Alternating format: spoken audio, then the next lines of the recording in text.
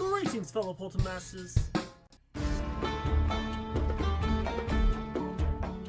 Greetings, fellow Poltermasters. I am Crash Rowsell, and it's once again time to crash the Skylands with the next set of the story. I don't know if this is the ending, so please let me know, Rainstorm, of Heart of Gold by Rainstorm Riddles, one of my very loyal subscribers. If you guys did not see the part 1, I guess we're going to call it parts. If you guys didn't see part 1, swing back on the channel. I'm going to put the link in the description for you guys to go back and listen along to part 1, because this is an audiobook. I'm not going to have my face in this one because for some reason my face cam thing is not working properly. So apologies if you want to stare at my face while I'm reading this. But I'm going to continue it, and we're going to go from there. She sent me the part a while ago, and I'm so sorry that it's now that I finally have a chance to read it. So we're going to read this out. So link in the description to part 1 and to Rainstorm's channel. She is a SkyTuber. She's up and coming now. So big shout out to her. Thank you for everything. Thank you for sending me a story. She made a story that's got Bash as the main character. So shout out to her. So let me know if you want to see more, because I don't know if she has more of this story coming out. So let me know, Rainstorm, if you're releasing more of this, and if you have more stories that you'd like me to read, or if you guys would like me to read them. So let's get right into it. So we last left off, Bash was about to crash into a lake. I don't know who's saying this part, but we'll just go from it. And also, you guys said I'm very bad at voices. That's fine. So we're going to continue with the terrible voices. Except for Bash, I could get Bashes perfectly. I could get Bash. See, I can't even get it anymore. Anyways, we'll go right into it. Keep turning right. Now go straight. Bash was breathing heavily as he tried to regain control. He could now see the mass of water below him again, but it did little to ease his mind. You're still going too fast. Hit the brakes. Bash desperately looked around the dashboard, but in his frantic state he had completely forgotten which button to press. He pressed the first button that he thought it might be, and suddenly music turned on. He tried another button and immediately regretted it. The sunrays started spiraling, and Bash began to get dizzy. Aim now and don't stop, Astroblast shouted. Bash did as he was told, but had some doubts as the lake came closer and closer. You're fine, just don't stop until you hit the water. The outside world became a burst of bubbles, and Bash let go of everything. The sunray's flotation devices clicked in, and he popped back into the water. Everything was eerily silent as Bash simply stood, breathing heavily. The crackling sound of the intercom came on. I thought that it went relatively well, Nightfall said. Shut up and go get him. Just go get him, sorry. Astroblast growled at her. Bash remained silent as the sea shadow towed him to shore. Dude, are you alright? Astroblast helped him out of the cockpit. That was one epic crash. I'm so sorry, he burst out. I didn't mean to, I swear. I got excited. And my tail? I must have hit something. Then I... Panicked and overcorrected? Astroblast shrugged. It happens. That was way better than Spyro, Chirpmate chirped in with a grin. Oh, I so wish we had that on tape, Astroblast agreed. What happened, Bash asked, confused more at the fact that he didn't seem the least bit upset than the fact that he hadn't heard this story. Let's just say, Nightfall said, Spyro isn't ever touching the hot streak again. Ever. Bash! Echo ran out to him. What happened? You had me really freaking out down here. It's all good, Astro said, though I recommend giving it a while before you try that again, Bash. Yeah, I don't think the cockpit's for me, he said. I don't think flying is for you, Echo said pointedly. And I'm more convinced now than ever that it won't impress Flashwing. She nodded thanks to the superchargers, then nudged at Bash before he could protest. Come on, we've got things to do. She sprinted off towards the academy. Where are we going? He asked her once he caught up. You were going to ask Flashwing out on a date, she said decidedly. Wait, what? Bash halted. But I haven't figured out how to fly yet. And you don't need to. Yes, I do. I have to be able to fly. Why, Bash? Echo snapped. Why is this so important to you? Why do you have to fly? Because a dragon without wings is hardly a dragon at all. The taunts that had haunted him since early dragonhood finally bubbled forth after laying dormant for so long. Only this time, he was the one saying them. He averted his gaze in shame. Oh? And what does that make me? A lizard? Echo fumed angrily. Bash snapped his attention back to the dragoness. Her face was contorted in furious scowl, and steam was practically rising from her scales. Bash immediately regretted what he said, as he suddenly noticed Echo's bare shoulders. He hadn't even thought about... I didn't mean... Oh, no, she said coldly. I know exactly what you mean. That's not why I'm mad. I'm mad because despite the fact that you asked for my help, you refused to hear a single word I say. I'm sick of it, she said flatly. When you're done wallowing in the fact that you will never be able to fly, come talk to me. But until then... Echo whipped around and stormed off. You will never be able to fly. Those words hit hard. No, that's not true, Bash told himself. And I'll prove it, he muttered to Echo's diminishing form. Do you really mean that? A small voice came from behind him. Bash's heart sank as he turned around to find Bop staring at him with frightened eyes. Is a dragon who can't really fly? No, Bash said firmly. No, I didn't mean any of that. A dragon is a dragon, whether he can fly or not. That doesn't mean we can't try, though, he smiled. And maybe I will never succeed, but that doesn't mean you won't. Bop brightened at his. What are you going to do now? He asked. Are you still going to try to fly today? Yes, I'm going to try.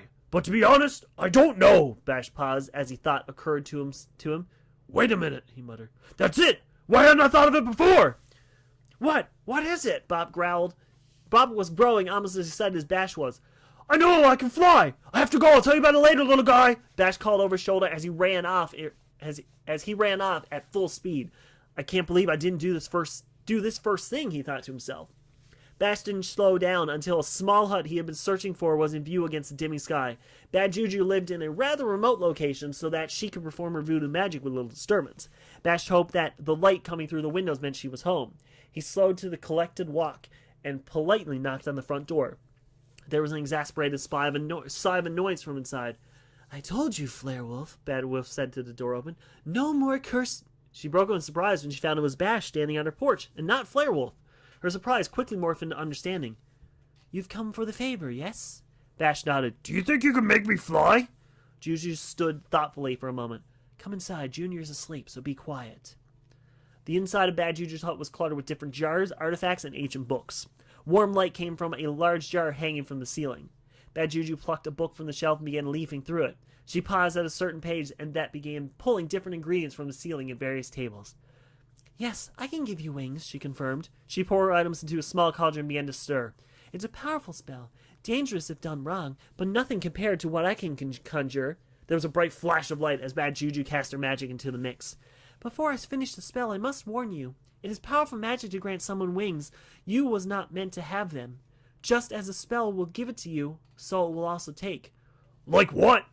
I don't know what it will take or how, just that it will. Do you wish to proceed? He took a deep breath and nodded. Very well. You have 24 hours before the spell is set forever. One day to change your mind. She began to mutter an incantation, and the light from the cauldron began to brighten and brighten until Bash was forced to screw his eyes shut. Bash woke as sunlight streamed into his den. He lazily stretched out his legs, his back, his wings. He stopped and suddenly remembered what happened the night before. The last thing he remembered was the brightness from the cauldron at Bad Juju's hut. He had no idea how he'd gotten home, but he didn't care. Bash whipped his head around to get a better look at his new wings. They were perfect! Rough brown skin like the rest of his body covered the wings' fingers, while the membrane was a deep brown black. Golden spikes tipped each finger and lined the outer edge of the arm. He felt lighter, too, as if his scales were hollow. Bash gave him a gentle flap, then another and another. Before he knew it, he was hovering off the floor. Thrilled, Bash flapped even harder and flew even higher. I'm doing it! He cried out loud. I'm flying! He gave a mighty flap to himself, even higher, only for his head to slam into the roof of his cage. Ouch! He tumbled back down. Gotta work on that. That bump must have jostled something in his mind, because Bash remembered why he had gotten the wings in the first place. I have to go find Echo. She'll be thrilled that I can finally win over Flashwing. He wasted no time and flew to the academy as fast as his new wings could carry him. Bash felt himself glow as the many shot glass and pointed fingers from below. Even Cinder nearly stopped dead mid-flight when she saw him. As soon as he landed, Bash was swarmed by curious friends. Questions were poured on top of each other, all at once, making it hard to tell who asked what. A purple dragon swooped down from the clamoring crowd. Make way, Spiral said as he landed in front of Bash. Come on, guys, give the man a chance to speak. Bash gladly recounted the tale of saving Juju Jr. and how Bad Juju granted him wings in return. He left out a part where she warned him about losing some part of him. He didn't need to raise any worry. And besides, as far as he could tell, he hasn't lost anything at all. There was a lot of excited chatter as soon as he had finished his story. What are you going to do now that you have wings? Someone asked. Bash grinned from ear to ear. I'm going to show Flashwing. Whoa there! A mass of red feathers and scales blazed from the front of the crowd. You can't be going and showing off just yet, Summerlin said. First, you need a bit of practice. Slam and I were just about to head off on a little mission. You want to come and practice some new moves on a few chompies? Well, that's a great idea, Bash agreed. He was eager to go Flashwing, but Summerlin was right. He needed to practice first. Let's go then. Summerlin led the way, and the group of Skyliners began to disperse. Bash caught sight of a familiar shimmer of blue scales. I'll be right with you, Bash said. I have to do something first. Sunburn nodded, and he went to go meet up with Slam Bam. Hey, Echo! Bash called out. He hurried over to her. Look! He raised his wings proudly. I did it! I can fly now! She looked at him, then at the wings, and instead of rejoicing the way Bash expected, she merely shook her head sadly and walked away. Confused, Bash stood and watched her go. Had they not succeeded? Wasn't this the whole goal? To fly and impress Flashwing? Why wasn't Echo happy? Hey, Bash! Sunburn broke into his thoughts. Come on! We can't wait all day! Yeah, I'm coming! Bash gave one glance at where Echo had been before leaping into the sky. He's flying! Bash is flying. That's so nice. This is a nice story. They landed a little ways from their destination so as to retain the element of surprise. Sunburn flew ahead to get a view of the situation. Just a few Cyclopses trying to grow a chompy garden, Sunburn said once he returned. They're already failing at it though, but we might as well chase them out before the locals freak out. How many pods? Slam Bam asked. Only one. Like I said, they suck at it. Alright, here's the plan, Slam Bam said. Sunburn will draw the two Cyclopses to the bushes over there where I'll be waiting. While we deal with them, Bash will turn the chompy garden into a rock garden. Why do I have to beat bait? Sunburn frowned. Because everyone likes roast Phoenix, Slam Bam grinned. Now go, I want to get home in time to beat Kingpin down Ice Mountain. Snowboarding was a popular sport among the Skylanders, and it wasn't without some rivalry. Although he didn't seem too pleased with Slam's answer, Sunburn did as he was asked. Bash carefully stalked through a large grass. As much as he wanted to use his wings, he knew better to fly and give away his position. Before long, Bash could see a clearing through the tall blades. Sure enough, two Cyclopses were standing vigilantly beside a chompy pod where four chompies ran aimlessly around their feet. All of a sudden, a blazing trail of feathers erupted from the grass opposite of him. Sunburn strutted calmly through a clearing as though there was nothing usual. He paused when he noticed the Cyclops who were staring blankly at him, not sure what to do. Wow, Sunburn said, you must really stink for the chompies not to try and eat you. He batted one away from his paw, and I've seen chompies eat some pretty nasty stuff. Thank you, one of the Cyclopses said. Bash wondered if he was being sarcastic, but then again, Cyclops weren't really known to understand sarcasm, or their understanding of anything, really. Sunburn frowned. He intended to provoke the Cyclopses, not compliment it. That's got to be the ugliest plant I've ever seen, he remarked. The Cyclopses beamed. Okay, the Phoenix Dragon muttered to himself, plan B. He breathed in deeply a couple of times and let an exaggerated sneeze. The now scorched Cyclopses stared blankly for a moment before letting out an angry battle cry. There we go, good Cyclopses, Sunburn said as he turned his tail and ran. Bash waited another moment to make sure they were gone, then leaped from his hiding place. In the time it takes Sunburn to lead the Cyclops away, the chonky pride sprouted two more chompies. Without a second thought, Bash ducked his head to roll forward. As he rolled, a sharp pain shot through his shoulders. In surprise, Bash flopped into a fumbling heap. Ow, he thought, my wings!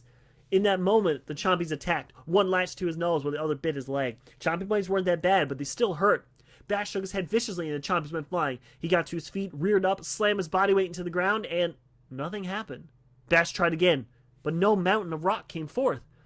Bash started to panic. What's wrong with my powers?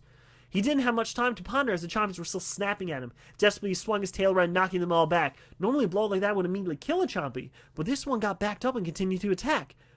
And two makes things worse. The potus had produced three more chompies, all of whom were hungry. He then noticed something he hadn't noticed before. His tail. His short, stubbly tail with a spike ball tip had been transformed into a longer, more aerodynamic one. He must have been so excited about the wings that he totally missed this change. And then it hit him. Bad juju had warned him that gaining wings would cause him to lose something, and indeed it had. He couldn't roll with his wings on his back. His tail had morphed with a tail meant for flight, and he had lost half of his natural weight. All things that were relevant to flying, but they were also what made him such a powerful Skylander. Without them, Bash felt his heart stop. I can't fight. Bash soon found himself tearing the monsters off his body only for another to take its place. He managed to squash a few, but the chompy pod was still producing chompies. There was a shrill screech, and Bash watched it with release as the chompies surrounding him burst into flame. It only took a few seconds for Sunburn to fly with the rest of them. What happened, Bash? He asked with a worried look. Slam Bam stood over the gooey mess of what was the chompy pod with an equally confused expression. Bash took a deep breath. I can't fight with wings. Bash watched the sun sink lower and lower in the sky, but a beautiful sunlight did a little to clear his mind. He'd never been so torn in his life. On one side, flying was his biggest dream. Ever since he was a hatchling, he wanted to do it more than anything. But to give up his powers, everything that made him a Skylander, a hero? What would he be able to do? A sound like that of glass chimes alerted him to someone approaching. Bash turned to see who it was, and for the second time that day, his heart came to a complete stop. Flashwing neatly climbed up the hill and sat down beside him. Neither dragon spoke at first, Flashwing out of thought, and Bash out of terror. "Why'd you do it?" she finally asked. Bash knew better than to give her the short answer of impressing her the way he told everyone else. She wanted the full answer, and he wasn't going to deny it. He sighed. "Ever since the day I hatched, I was deemed as incomplete. My egg had been claimed by the Dragon Temple as a lost egg. The temple had never hosted a flightless dragon before, and the elders debated if I was really a dragon at all." Flashwing frowned. "That doesn't make much sense. Most water dragons don't have wings. Camo doesn't have wings." Despite being a dragon herself, Flashwing had come out of a falling star. Much of Skyland's dragon history was still a mystery to her. "Water dragons are community dragons," Bash explained. "If the elders find a water dragon egg, it's not hard to tell what part of the ocean it was from. Camo is a hybrid, something pretty rare." It still didn't make much sense to Flashwing, but she decided to go with it. "The elders decided I was a dragon and not a dinosaur, but the other hatchlings weren't as open-minded. Well, I guess it was only a couple who really didn't accept me. They didn't bully me, they just looked down to me as a misfit. And as nice as some of them tried to be, that couldn't change the fact that I was unable to join in most of the games and activities. I became convinced that if I ever wanted to amount to anything, I needed to have wings. Of course, I learned better since then." Bash gave a cheesy smile. "When dragon hunters attacked the temple, they overlooked me because of my lack of wings. I saved my brothers and proved myself as a hero. But even after becoming a Skylander, a part of me still longed for the skies. It's no secret. I've tried finding new ways to fly every now and then, but it never turned out." "I remember when Flashwing launched you out of a cannon," Flashwing said in amusement. "It was fun at first," Bash agreed, "until it wasn't." Bash still marveled that he hadn't broke anything that day. Well, except for that building. "But what I still don't get is why you feel you needed wings," Flashwing said. "You've proven yourself already." There we go. "To the world, yes," Bash said. "To other dragons, not so much. I'm still considered a mistake in the eyes of a lot of dragons. So I figured if I was never good enough to a girl dragon, I needed wings, especially for a girl dragon as perfect as you." Bash did everything he could not to bolt as soon as he said that last sentence. "Oh, Bash, you don't need wings to prove yourself to me," Flashwing said. "Your golden heart does that daily." Bash felt his heart explode. "So you're okay if I don't have wings?" "You're perfect without wings." "Then I better go." Bash froze. He looked at the last rays of sunlight spilling over the horizon. "We have to run," he said in a panic. "I'm almost out of time before the spell is permanent." Without wasting another second, both dragons started running. Bash got ready to jump into the next island. "Use your wings, Bash!" Flashwing said from above. "This may be the one time you need them."